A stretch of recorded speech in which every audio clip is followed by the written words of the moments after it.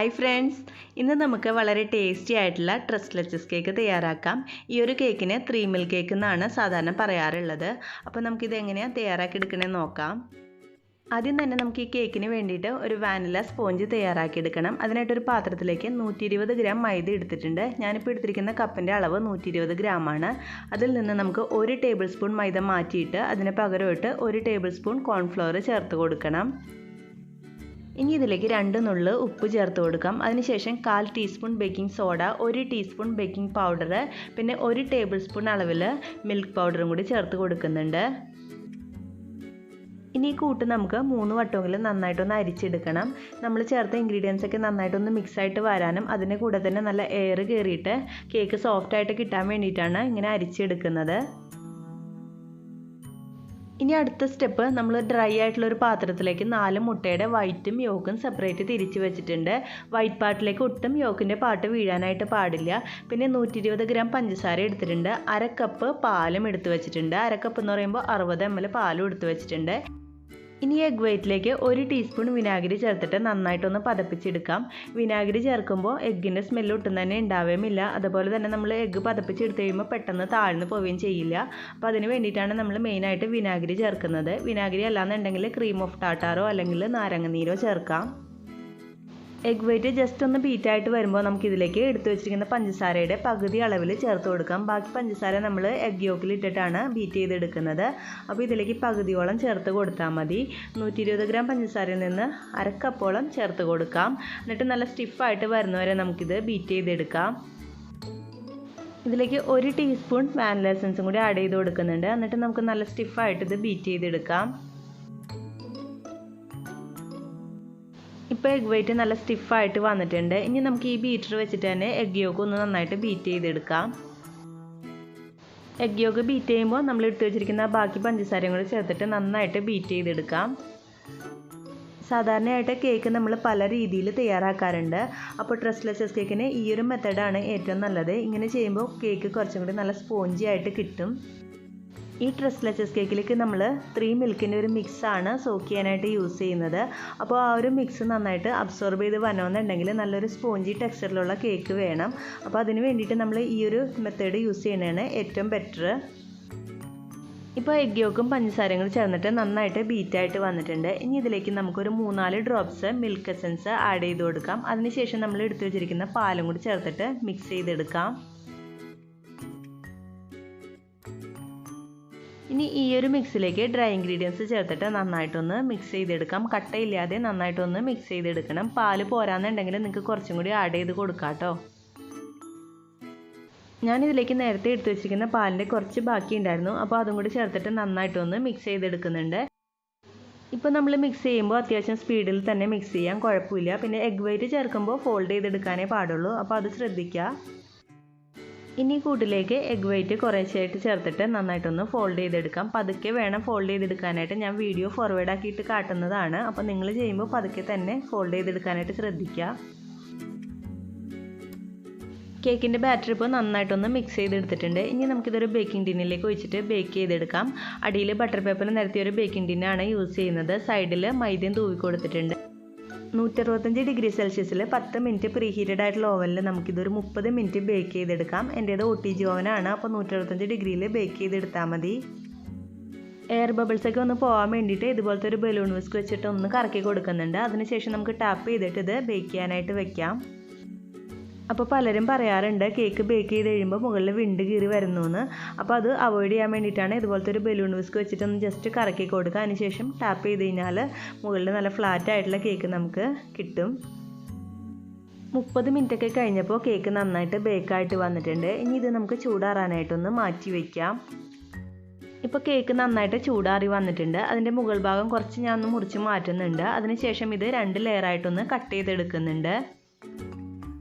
ഈ കേക്ക് നമ്മൾ പുഡിംഗ് ആയിട്ടും യൂസ് ചെയ്യാറുണ്ട്. അപ്പോൾ അങ്ങനെ ചെയ്യണമെന്നുണ്ടെങ്കിൽ നിങ്ങൾക്ക് ഇത് ലെയർ ചെയ്യേണ്ട ആവശ്യമില്ല. അല്ലാതെ തന്നെ സോക്ക് ചെയ്തിട്ട് മുകളിൽ മാത്രം ക്രീം തേച്ച് കൊടുത്താൽ മതി.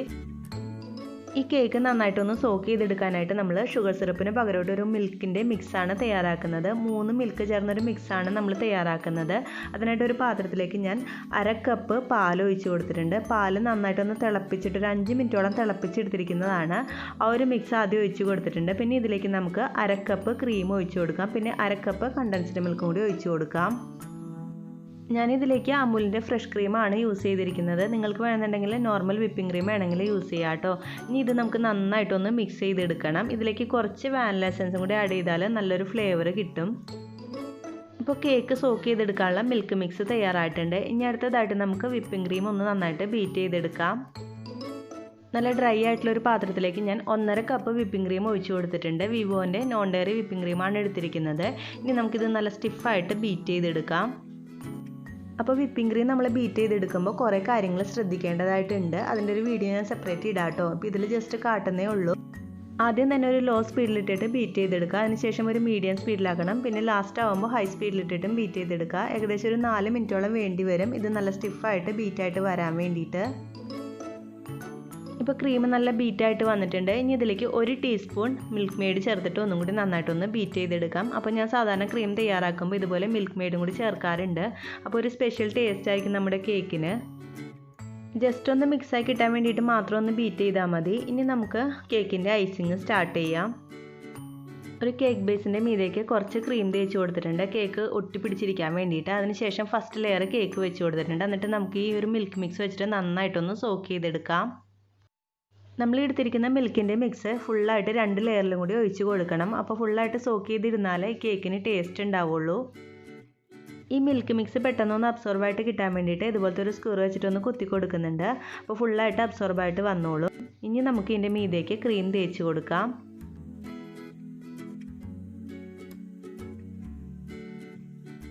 ഫസ്റ്റ് ലെയറിലേക്ക് ക്രീം വെച്ചിട്ട് ഫുള്ളായിട്ടൊന്ന് കവർ ചെയ്തെടുത്തിട്ടുണ്ട്. ഇനി ഇതിൻ്റെ മീതേക്ക് നമുക്കൊരു നട്ട്സിൻ്റെ മിക്സ് ചേർത്ത് കൊടുക്കാം.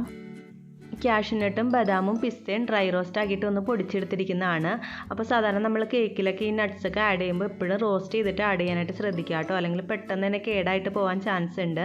അപ്പോൾ അതൊന്ന് റോസ്റ്റ് ചെയ്തിട്ട് ആഡ് ചെയ്തതിന് ശേഷം അതിലേക്ക് കുറച്ച് വൈറ്റ് ചോക്ലേറ്റും കൂടി ഗ്രേറ്റ് ചെയ്തത് ഇട്ട് കൊടുക്കുന്നുണ്ട്. ഇനി ഇതിൻ്റെ മീതേക്ക് നമുക്ക് സെക്കൻഡ് ലെയറും കൂടി വെച്ച് കൊടുക്കാം. വീണ്ടും മിൽക്കിൻ്റെ മിക്സ് വെച്ചിട്ട് നന്നായിട്ടൊന്ന് സോക്ക് ചെയ്തെടുക്കാം. എന്നിട്ട് നമുക്ക് ക്രീം വെച്ചിട്ട് ഫുള്ളായിട്ടൊന്ന് കവർ ചെയ്തെടുക്കാം.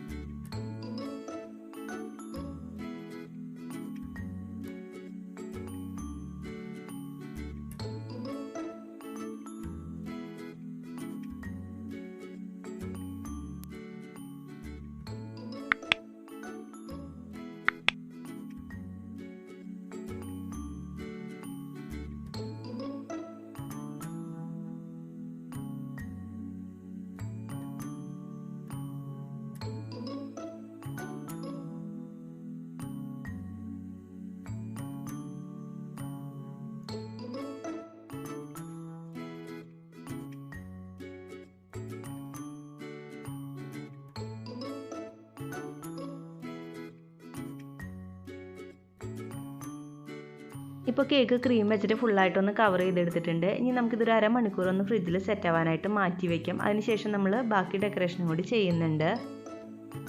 ഇനി ഡെക്കറേഷനായിട്ട് ബാക്കി വന്ന ക്രീമിലേക്ക് ഞാൻ കുറച്ച് പിസ്തയുടെ എസൻസ് ഒഴിച്ച് കൊടുക്കുന്നുണ്ട്. ടൈഗറിൻ്റെ പിസ്ത എസൻസ് ആണ് യൂസ് ചെയ്യുന്നത്. അപ്പോൾ ആ ഒരു കളറും കിട്ടും, നല്ലൊരു ഫ്ലേവറും ഉണ്ടാവും. ഇനി നമുക്ക് കേക്കിൻ്റെ മീതേക്ക് ഈ ഒരു നോസിൽ വെച്ചിട്ട് ഒന്ന് ഡെക്കറേറ്റ് ചെയ്ത് കൊടുക്കാം. വളരെ സിമ്പിളായിട്ടുള്ളൊരു ഡെക്കറേഷനാണ് ഞാനിപ്പോൾ കാട്ടുന്നത്. നിങ്ങൾക്ക് നിങ്ങളുടെ ഐഡിയാസ് അനുസരിച്ചിട്ട് മാറ്റം വരുത്താം.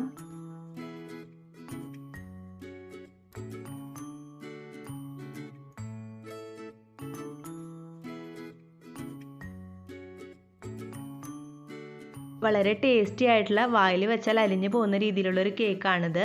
അപ്പോൾ നിങ്ങൾക്ക് ഈ ഒരു കേക്ക് റെസിപ്പി ഇഷ്ടമായാൽ ലൈക്ക് ചെയ്യാനും കമൻറ്റ് ചെയ്യാനും ഫ്രണ്ട്സിനായിട്ടൊന്ന് ഷെയർ ചെയ്യാനായിട്ടും മറക്കല്ലേ. ഇതുപോലെയുള്ള കേക്ക് റെസിപ്പീസ് ഇനിയും നിങ്ങൾക്ക് കിട്ടുന്നതിനായിട്ട് ഈ ചാനൽ ഇപ്പോൾ തന്നെ ഒന്ന് സബ്സ്ക്രൈബ് ചെയ്തേക്കണേ. താങ്ക്